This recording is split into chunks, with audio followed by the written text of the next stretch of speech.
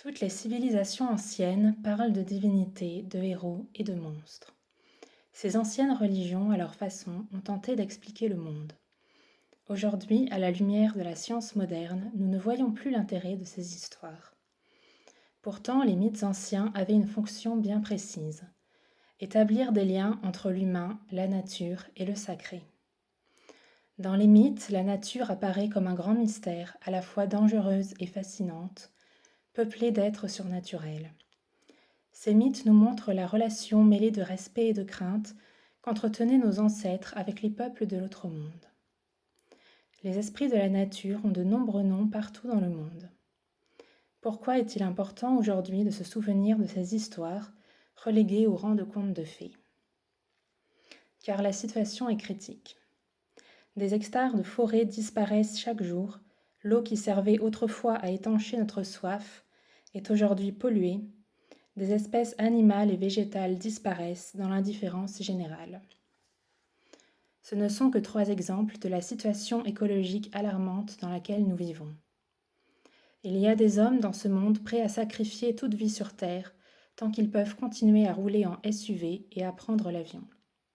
Que vaut un tel bonheur s'il est extorqué à des millions de gens en souffrance? Cependant, il n'appartient qu'à nous de réagir maintenant et d'enrayer la machine avant qu'elle ne s'écrase contre un mur. Je viens vous expliquer qu'un autre chemin est possible en réalisant une nouvelle alliance avec le monde des esprits. Une alliance telle qu'en réalisaient les chamans des peuples premiers pour assurer l'équilibre de leur communauté avec le monde naturel. Avec le retour de l'intérêt pour le chamanisme, nous devons saisir notre chance. Je ne vous demande pas de devenir des chamans, ce qui est une initiation longue et difficile. Je vous demande de regarder la nature pour ce qu'elle est, un monde peuplé de créatures belles et sensibles. À ce point, votre mental rationnel vous suggère peut-être que la nature n'est qu'une ressource et vous vous demandez comment vous allez faire pour travailler si vous n'exploitez pas la nature. Peut-être mes efforts pour changer de tels individus sont vains.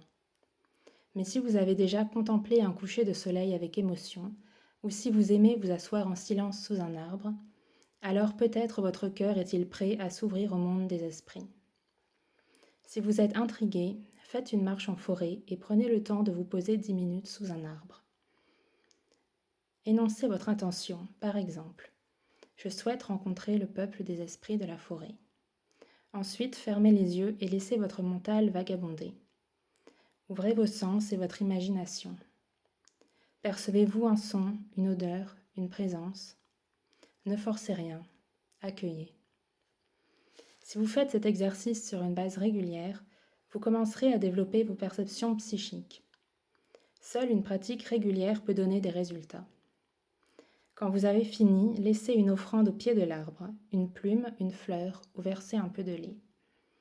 Cette pratique a pour but de vous aider à co-créer un monde où l'humain et la nature seraient en harmonie. Aidez-nous et réveillez vos racines, plongez dans l'inconnu et osez.